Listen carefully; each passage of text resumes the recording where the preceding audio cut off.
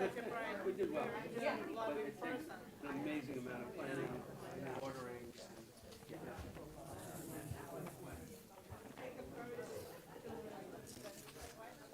You can take your. There's something I wanted to read, if I can Okay. just find it. I'm going to get started with the introduction. Is that okay? Okay. Are you? I'll do be you want right a there. minute? I'll be right there. Okay, sounds Yeah. good.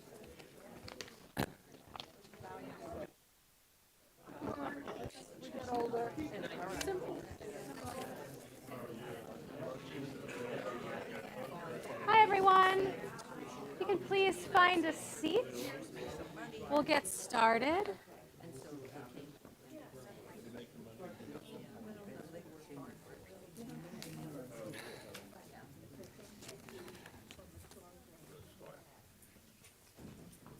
Hello, hello.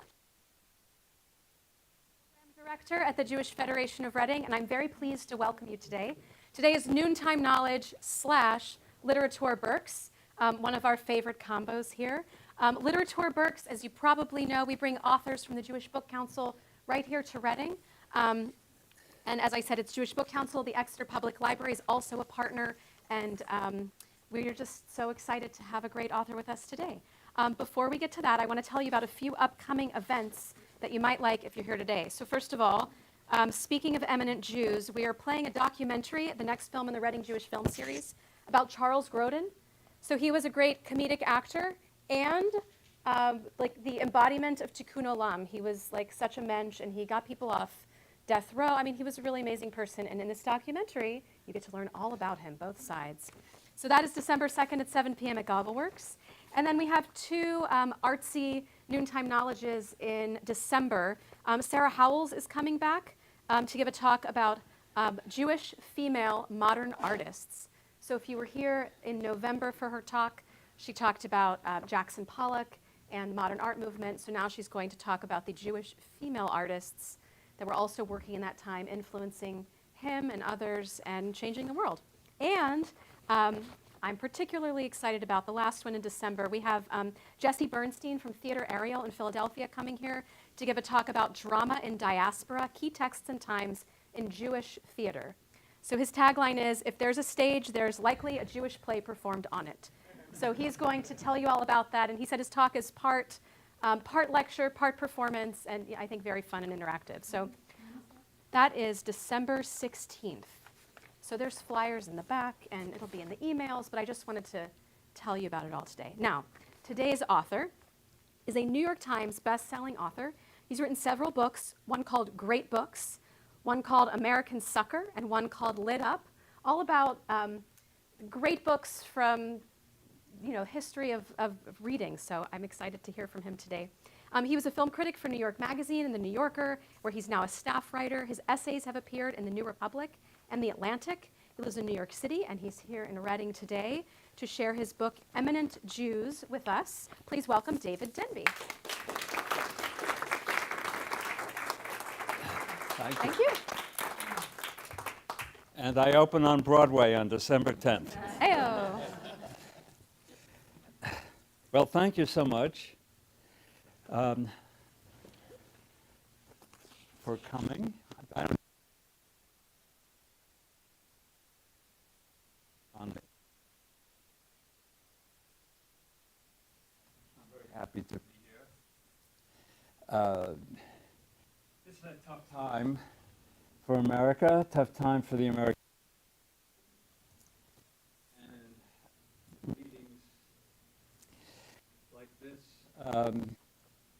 I think are a good thing. I mean, not just because you're going to hear about a recently published book, but just because American Jews need to get together and talk to each other about what's important and what isn't.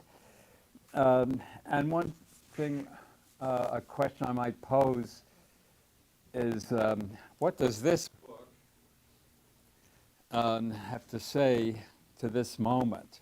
This book is mainly about the 50s, the 60s, the 70s, the 80s. These four didn't know each other.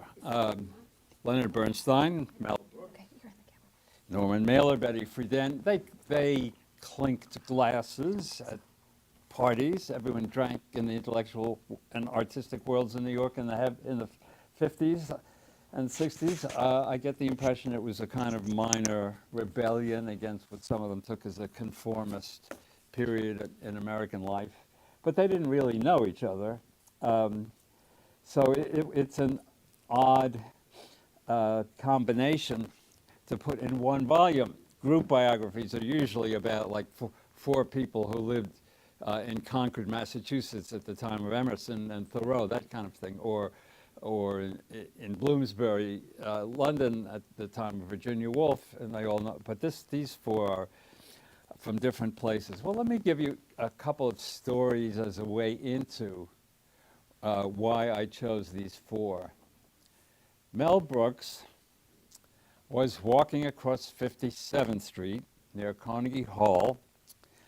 I'm not exactly sure the date. I think it was 1955 or 56. He was very young.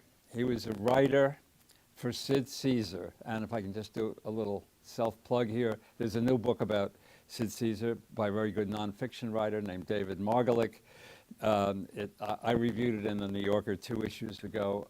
I think if you Google my name and Sid Caesar, it should come up. I think it's a nice piece, and it's a very good book. Sid Caesar was the great dominated television comedy from the beginnings, really 1949 to about 1958. Then he had a long decline. But anyway, Mel was working for Sid in the writer's room as writing sketches, which is what they were masters of, for Sid. And on his left was Larry Gelbart, another of the writers. Larry Gelbart later created the TV version of MASH, and he wrote most of Tootsie and many other things. And on his right was Neil Simon, who became Neil Simon.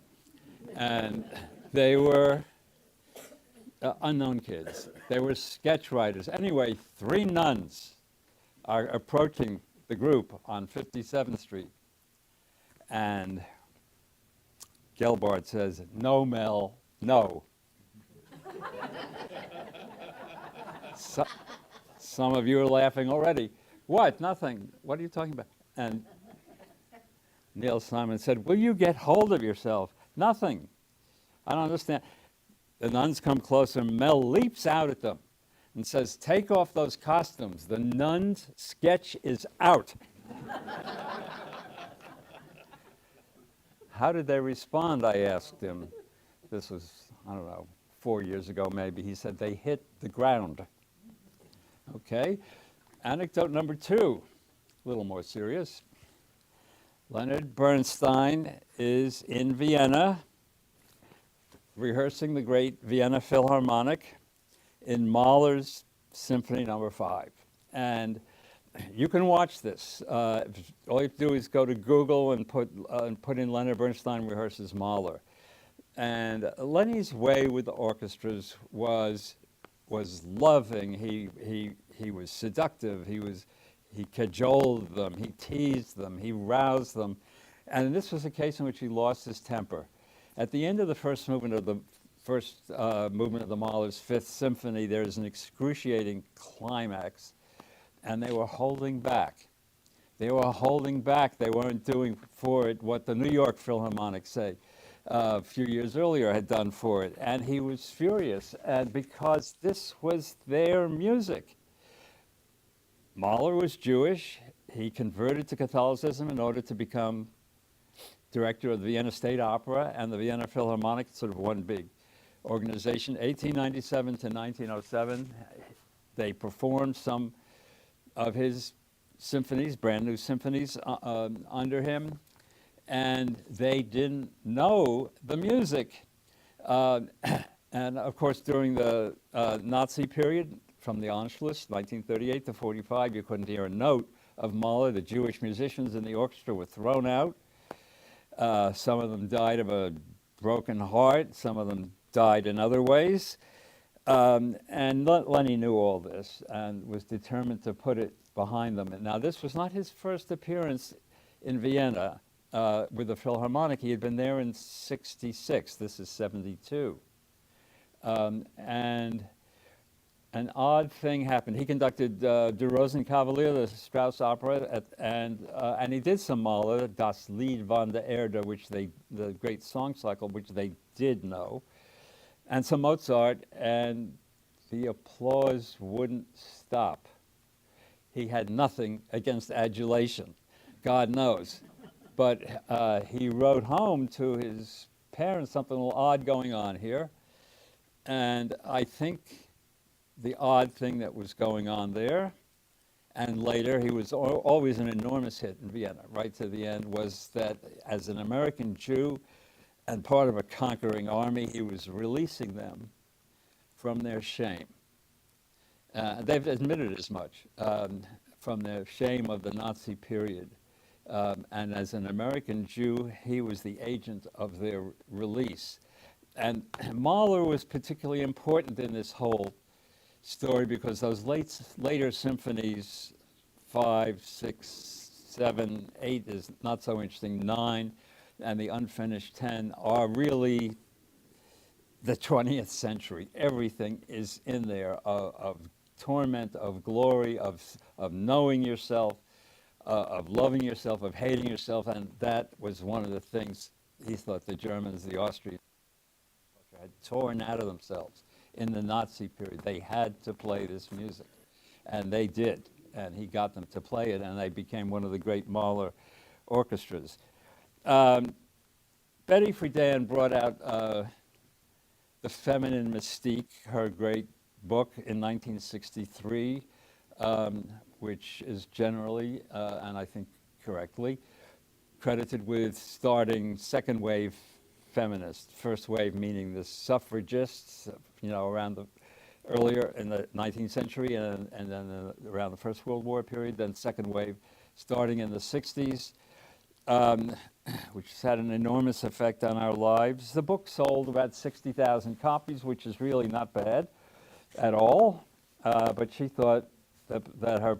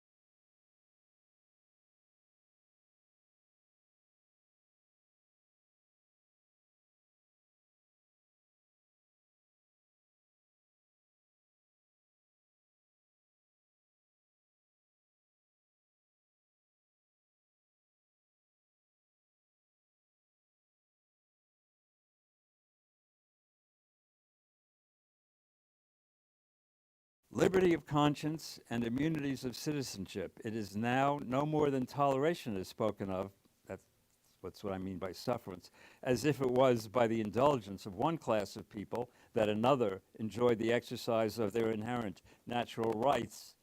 For happily the government of the United States, which gives to bigotry no sanction, to persecution no assistance, requires only that they who live under its protection shall demean themselves as good citizens. May the children of the stock of Abraham who dwell in this land continue to merit and enjoy the goodwill of the other inhabitants, while everyone shall sit in safety under his own vine and fig tree, and there shall be none to make him afraid. That's the way the chief executive of the United States government once spoke to an embattled community.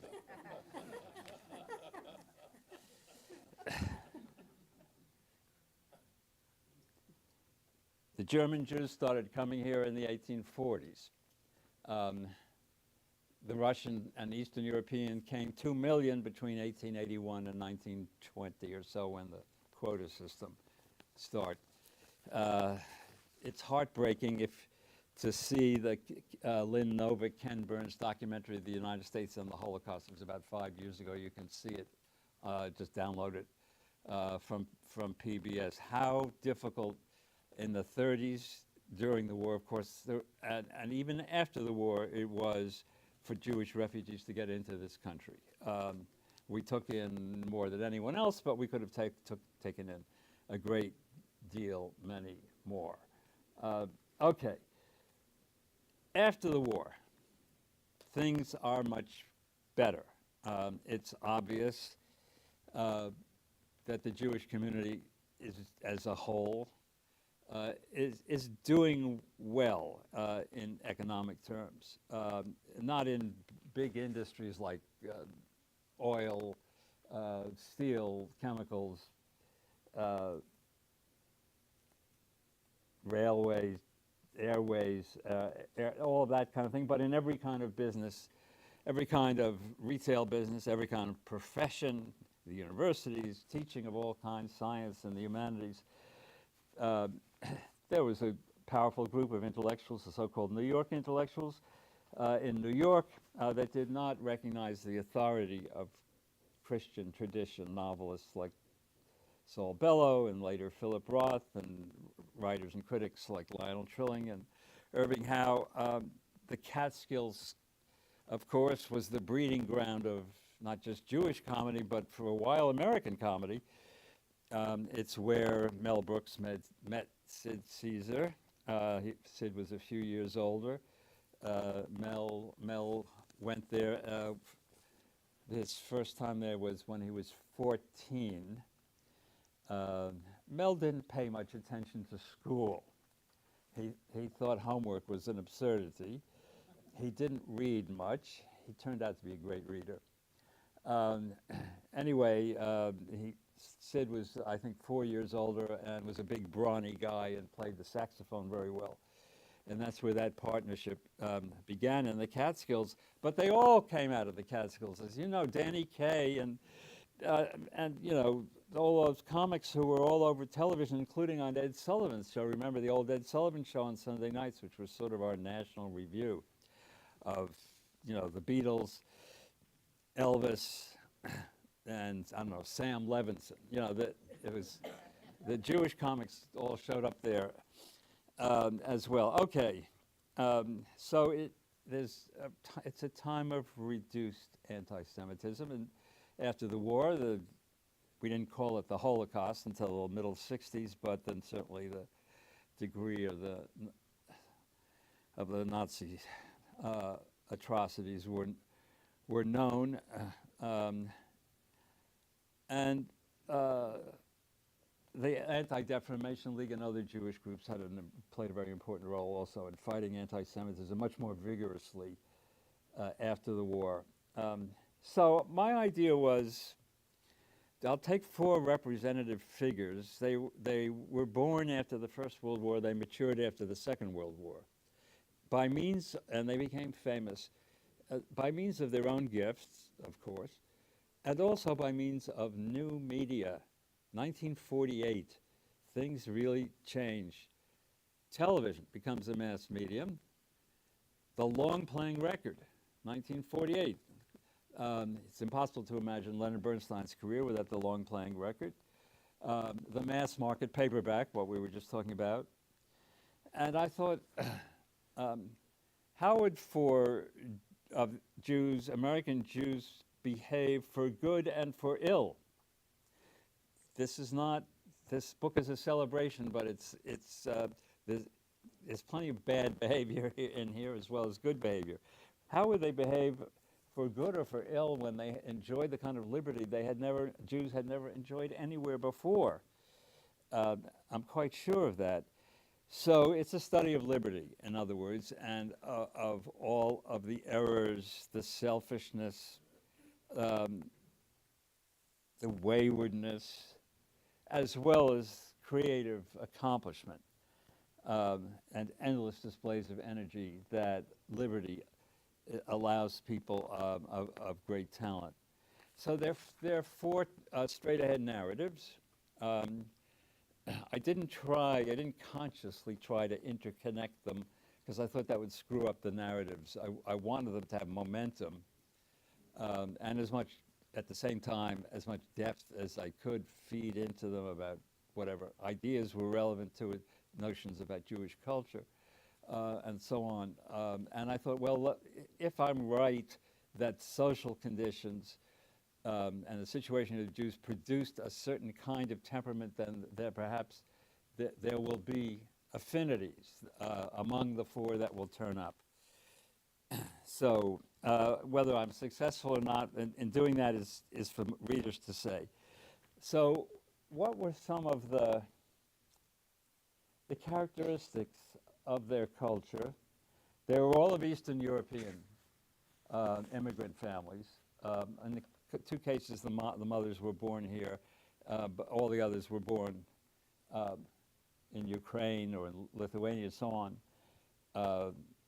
And there were certain values, I think. I mean, this is all obvious, that such families, including mine, held in common a commitment to hard work, family cohesion. Of course, there are always divorces and adulteries, but I mean, there was a real commitment, I think, at the same time to the family, even more to the Jewish family was perhaps even more central institution than the synagogue. The hatred of alcoholism. My parents were very gentle people, but they really were angry about what they called shikars. Shikars were men who drank so much they did not support their families. That was the failure. They were family failures. My parents had nothing against alcohol per se. They'd come home and pour themselves a double scotch and put their feet up after work. But they were very, very controlled kind of drinkers. And Philip Roth said to a friend before he died, the reason the Jews have done so well here is that for 40 years they went to bed sober. I don't know if that's true, but I think it was a value and a certain sexual caution, a certain reticence. It was not the Eastern European Jews and their children, it was not a hedonistic culture. I mean, not a sensual culture when you think of what America's like now. They had bodies, they loved dancing, the men had their schwitz baths, they had all kinds of sports, athletics, of course. But the notion of the body as the vehicle of heroic behavior or suffering or pleasure, I think, was not celebrated for itself, its own demands. It was something you didn't talk about. I think you didn't want to shame oneself in front of the community. A loathing of violence. The Jews, throughout their life suffered, the diaspora suffered. They had no army, they had no state, they had internal wars, of course, but they had no political stature within these states that they were in, and they did not possess the means of violence. A belief in education, certainly. And I have a little section here. Why were there so many Jewish feminists? Not just Betty, but you could name another 30.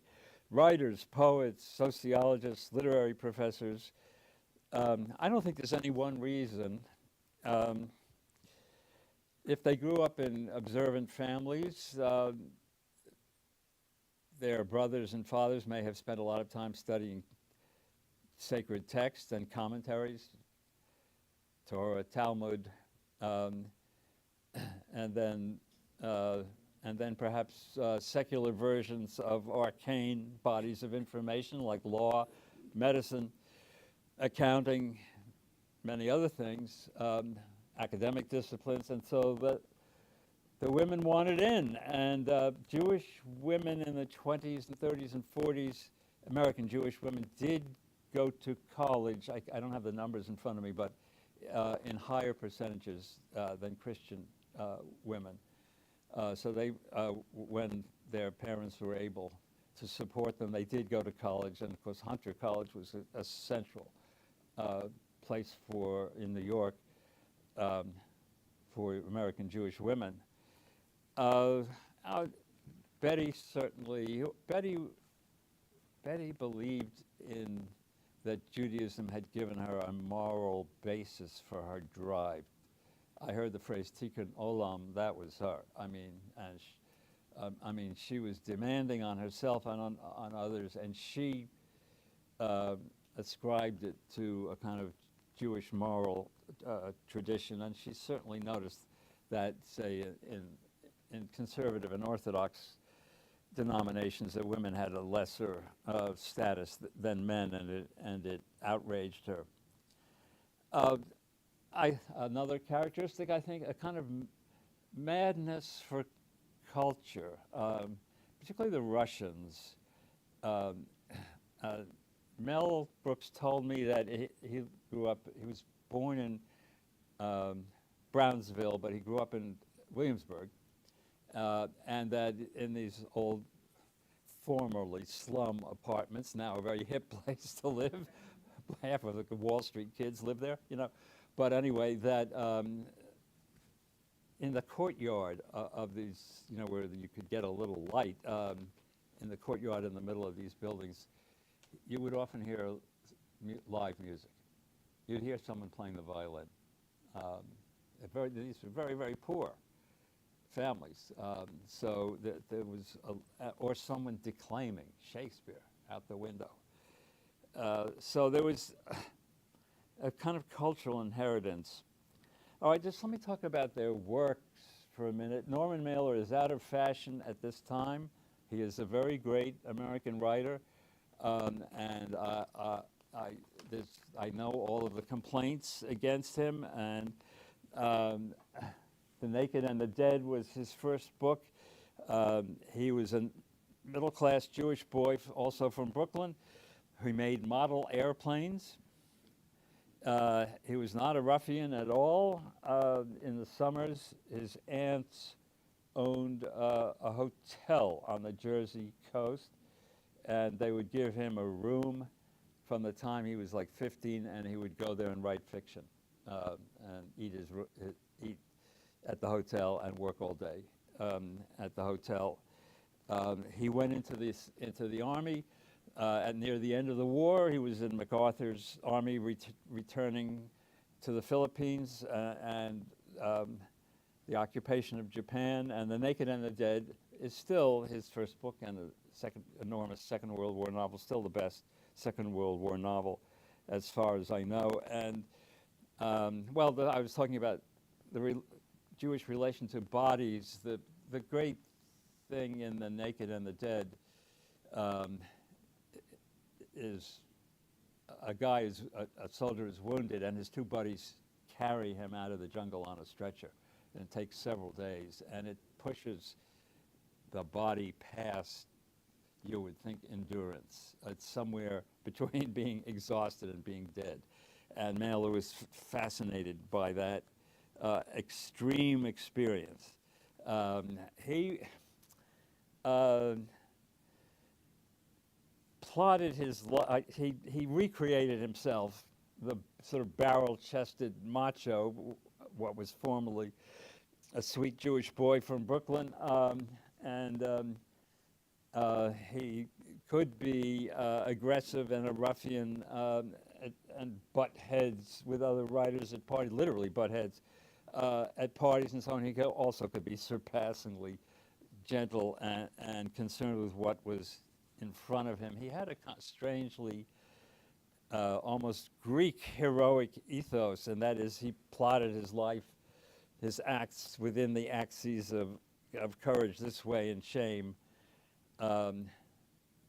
If he felt some impulse from the deep, like a dream or a sentence that occurred to him that he didn't speak, he felt he had to act on it. He had to, that instead of taking it on the couch in 50s style, the psychoanalysis, you know, and going back into what that experience was that you had when you were an infant that caused neurotic behavior when you were 40. Instead of doing that, he would act out the impulse, which caused a great deal of trouble for himself and for others. He was married 6 times. He had 9 children, and he cheated on all his wives. And yet, he was a family man, and I am not being sentimental about it. I've met the children, and they are okay. For all of his brawling, he was an upper middle class Jewish parent. He insisted they study, that they don't do dope, and so on and so forth. He's a very contradictory and interesting man. And his other great works would be Armies of the Night. If you want to recall what the late 60s was like, it's very interesting in comparison to now during the protests against the war in Vietnam. That was a book about a march on the Pentagon. About 50,000 people, one of many marches, and it's an entire recreation of the culture of the late 60s. It's a very brilliant book.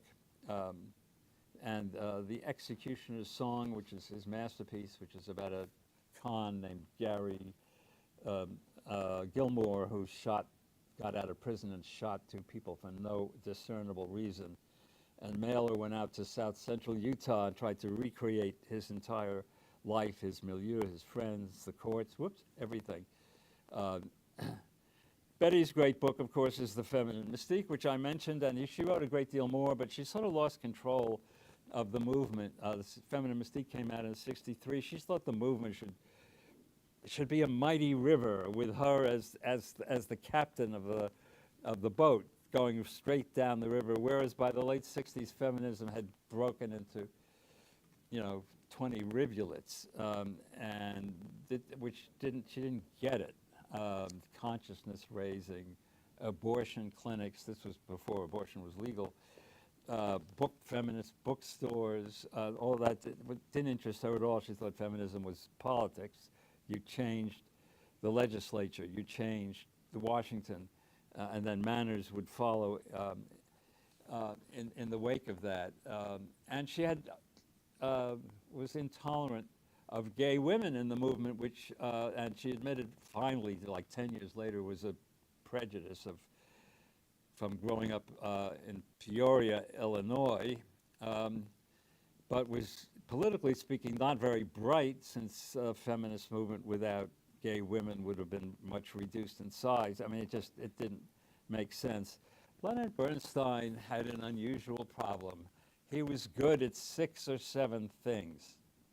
Most of us are good at maybe 2 things. I can write a little bit. I can make a 3-egg omelet. That's it. My wife will tell you. That is all. I mean, he was a great conductor, and it's very interesting, the attitudes towards him, towards his conducting, which I can talk about if you like. He wrote classical music, some very good classical pieces, and of course the 4 famous shows, including West Side Story.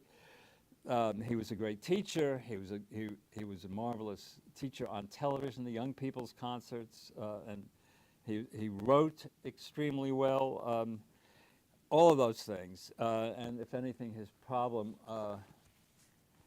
was being overly gifted. You might say he was overly sensual also. I mean, that he was like the body electric, which upset a lot of people early in his career.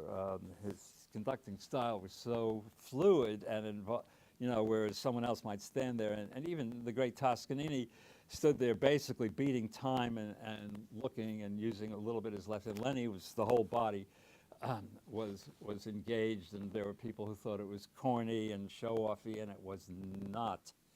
It was all very technically very accomplished, and he was doing it to get what he wanted out of orchestras, but it upset the hell out of some of the music critics. I remember the period he couldn't get a decent review, and then, until he went to Vienna, and they loved him, and then the attitudes in New York changed, which is a comedy on American musical taste.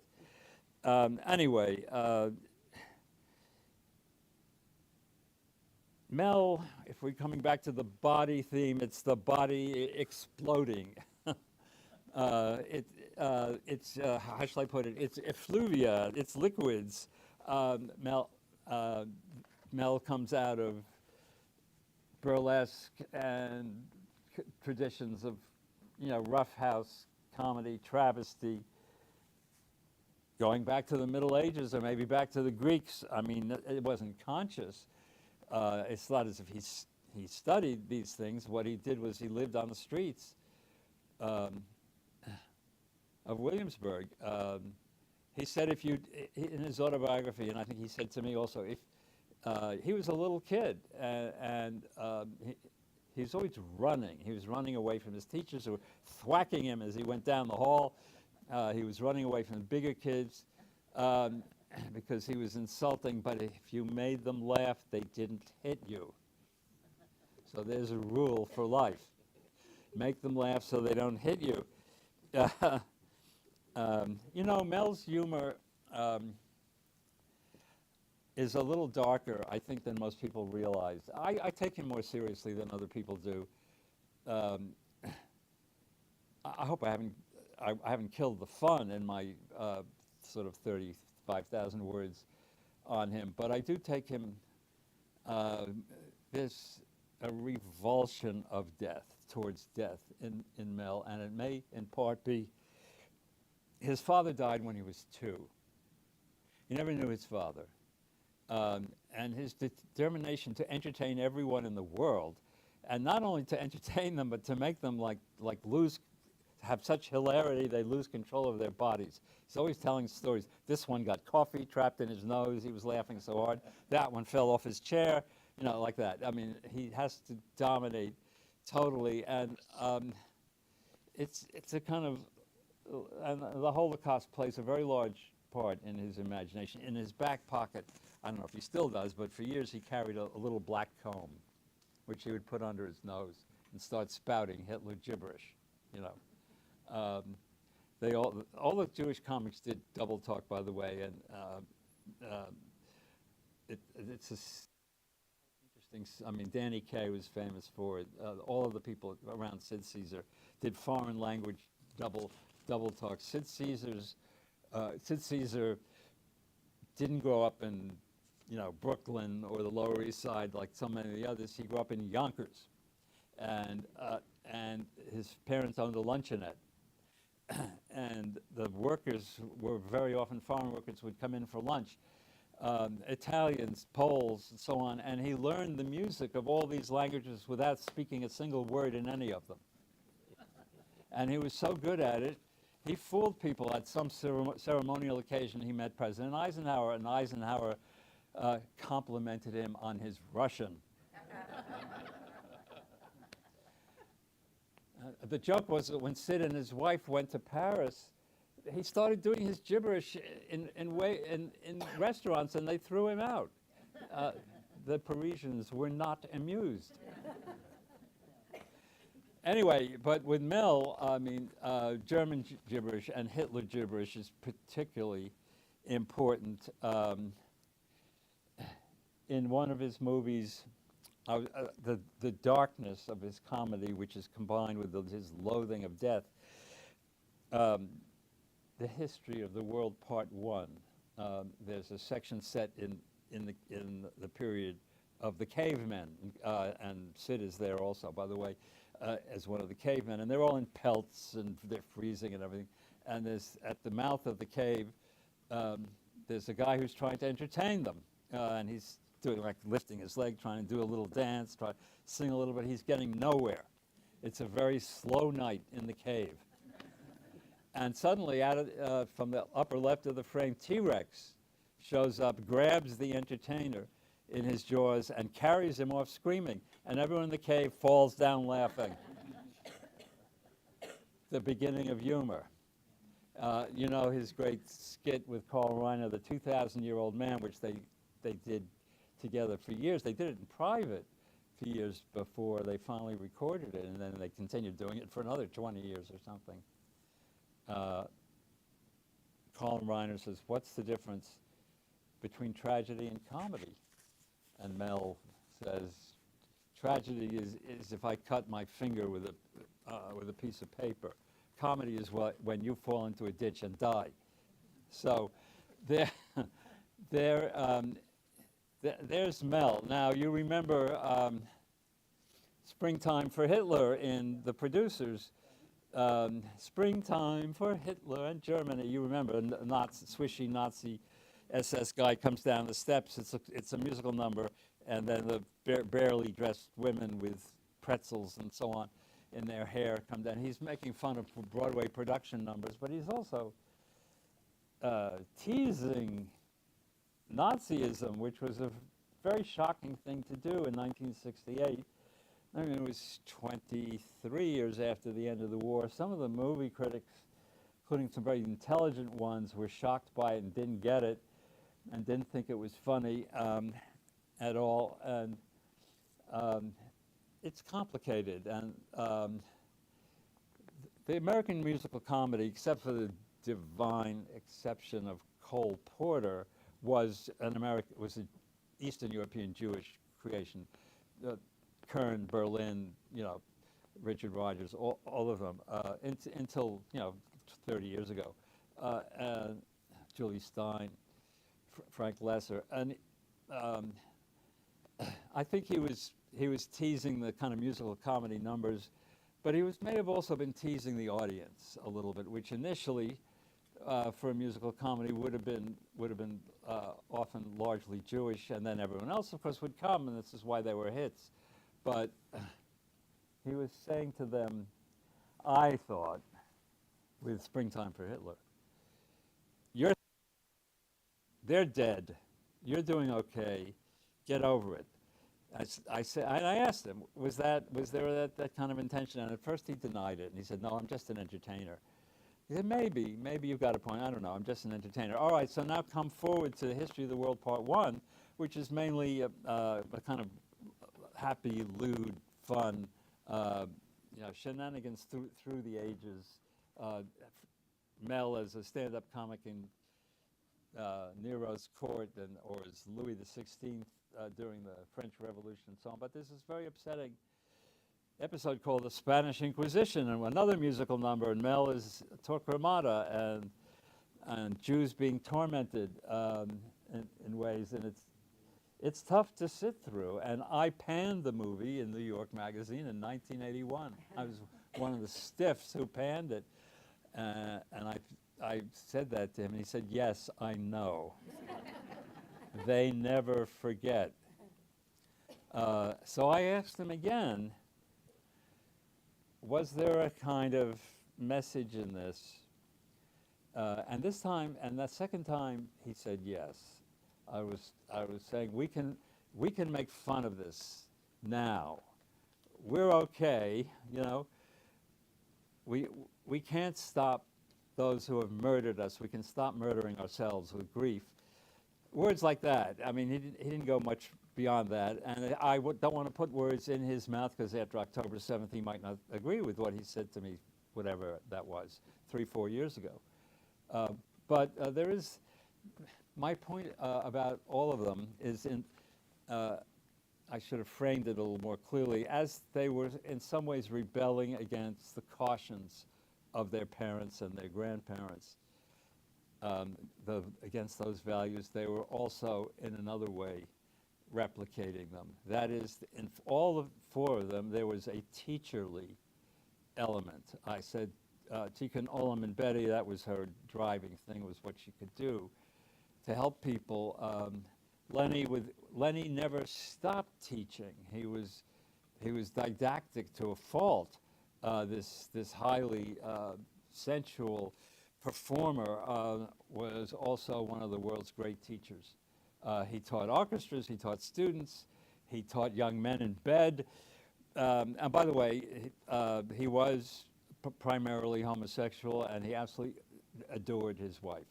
The two things are together. And I thought Brad Cooper got that in his Maestro, his movie, which a lot of it comes out of Jamie Bernstein's book. I understand Jamie talked to this group some years ago. Yeah, that's a very good book. I reviewed that in the New Yorker also, whatever that was, 5-6 years ago. It's Famous Father Girl, right? That's the title. Yes. He was a teacher always. He was great with students. He expounded music. He thought that music created selves. That's why it was so important for children to begin to love classical music, that they would discover parts of their consciousness, of their emotions they didn't know they had. Mailer, in his way, was a teacher too, because he thought the country had slipped into a kind of spiritual torpor after the war. There was a kind of relief, an escape into consumerism, into excessive cautions, the McCarthy period, and so on. He thought Eisenhower was sort of a deadening figure. I wouldn't mind of having that particular deadening figure at the moment. Let's put it that way. So, and it was his job to awaken America, which he did by in his writing and his behavior. So all of them, and Betty, of course, said she wanted to rouse the sleeping beauties. You know the plot, the overall plot. A lot of women worked in the war industries in the 40s. And Eleanor Roosevelt went to her husband and said, if you're going to have all these women in factories, you need daycare centers. And they built them. And all of that vanished, as far as I know. After the war, men came back, reclaimed their jobs, the women were pushed out. And that actually female employment, by the time Betty wrote her book in the early 60s, was beginning to rise. But the situation of her book was educated women in suburbs in the East, mainly, who had, quote, everything, and meaning husband, children, car, family, car, house, and were still miserably unhappy. And of course it was because there was too much of their capacities that they weren't exercising. And the book was, my point is only that, yes, they may, in their behavior, rebelled against what they took to be the constraints of their parents' generation, and the story of Betty and her mother is sort of central to her whole being. And at the same time, they were reinforcing certain, what I would like to call Jewish characteristics, in the sense of responsibility to teach, to pass something on to the next generation. So the question I asked at the beginning was, is there, in this very stressful time, is there some lesson to be pulled out of this four-part biography? The original title of it was colon, and then the four names. And I switched it to this title. But I mean, these four, they were afraid of nothing. And so if there's a lesson in this stressful time, it is be not afraid. And explicitly, if you're attacked as a Jew, you must answer as a Jew. Thank you very much.